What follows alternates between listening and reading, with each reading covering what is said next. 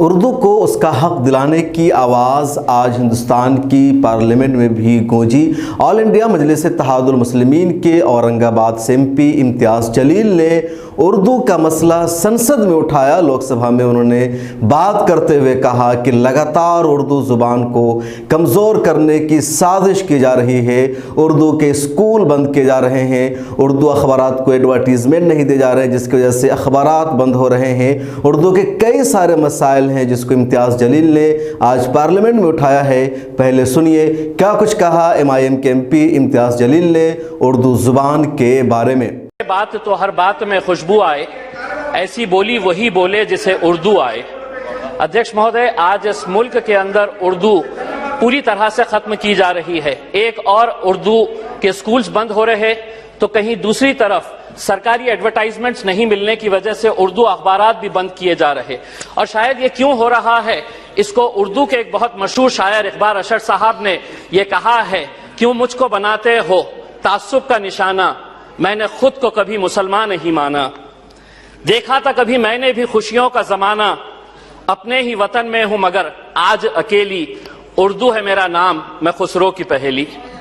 ادھیکش مہودے، ہندی اور اردو کا رشتہ اس ملک کے اندر ایسا ہے جیسا ماں اور ماسی کا، اور ہماری تہذیب، ہماری سنسکرتی، ہماری سبھیتا یہ کہتی ہے کہ ہندی اور اردو جس نظریے سے دیکھنا چاہیے اسی نظریے سے جیسا ہم اپنی ماں اور ماسی کو دیکھتے ہیں۔ لیکن لتا حیات نے اس بارے میں بھی یہ کہا ہے، یہیں کی بیٹیاں دونوں یہیں پہ جنم پایا ہے، سیاست نے کیوں انہیں ہندو اور مسلمان بنایا ہے۔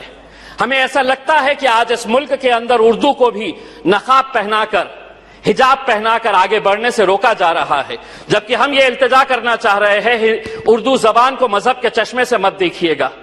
اگر آج اردو ہمارے ہی ملک میں جنم لی ہے تو کیوں آج اردو اخبارات، کیوں آج اردو سکولز بند کیے جا رہے ہیں، اردو زبان کو ہم کیوں الگ نظریے سے دیکھ رہے ہیں؟ میں آپ سبھی سے التجا کرنا چاہوں گا، اگر آپ کے سینے میں دل ہے، دل دھڑکتا ہے اور دل سے آپ محبت کرتے ہیں تو اردو زبان کو ختم مت ہونے دیجیے گا۔ شکریہ۔ آپ نے سنا امتیاز جلیل کو، انہوں نے کیا کچھ کہا اردو زبان کے بارے میں۔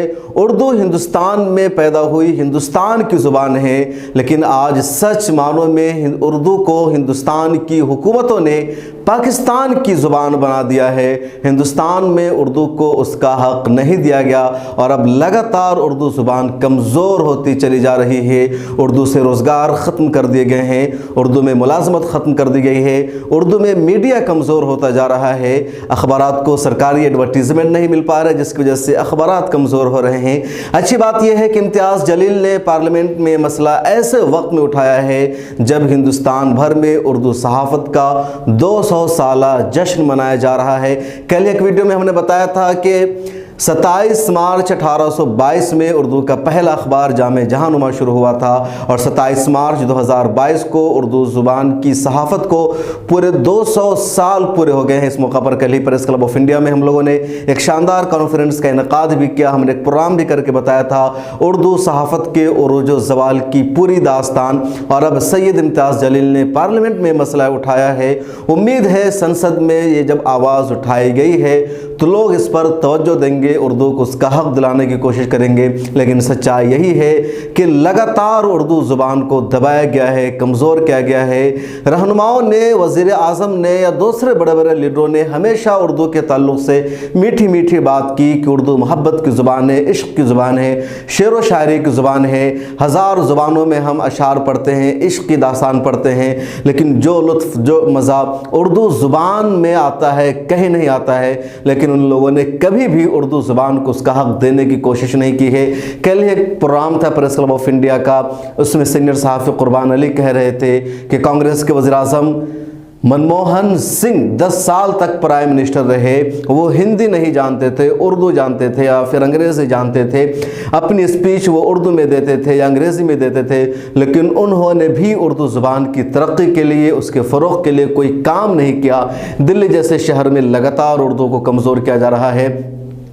बहरहाल ऐसे मौका पर इम्तियाज़ जलील ने पार्लियामेंट में आवाज़ उठाई है, जिसका उर्दू हल्के में चर्चा है, और उर्दू को फ़रोग़ देने के लिए लगातार मिल्लत टाइम्स भी कोशिश कर रहा है। मिल्लत टाइम्स हिंदुस्तान का वाहिद ऐसा न्यूज़ पोर्टल है जो उर्दू में होने के बावजूद अच्छी खासी रीच रखता है। मिल्लत टाइम्स की ख़बरों का हुकूमत पर, समाज और इंतज़ामिया पर असर होता है। मिल्लत टाइम्स की ख़बरों की बुनियाद पर बड़े बड़े मीडिया हाउसेज़ में स्टोरीज़ की जाती है। इंटरनेशनल मीडिया में भी, मुल्क की मीडिया में भी, खा वो अल जज़ीरा हो, TRT हो, द गार्जियन हो, या फिर times of India, Indian express, the Hindu, सब जगह मिल्लत टाइम्स की स्टोरीज़ ली जाती है। उर्दू मिल्लत टाइम्स को हम मज़ीद मजबूत बनाना चाहते हैं, इससे ताकतवर बनाना चाहते हैं, और उसके लिए हमें आपका भरपूर सपोर्ट चाहिए। हमारी वीडियोस देखने के लिए बेहद शुक्रिया। मिल्लत टाइम्स की खबरें पढ़ने, सुनने और देखने के लिए गूगल प्ले स्टोर से ऐप डाउनलोड करें।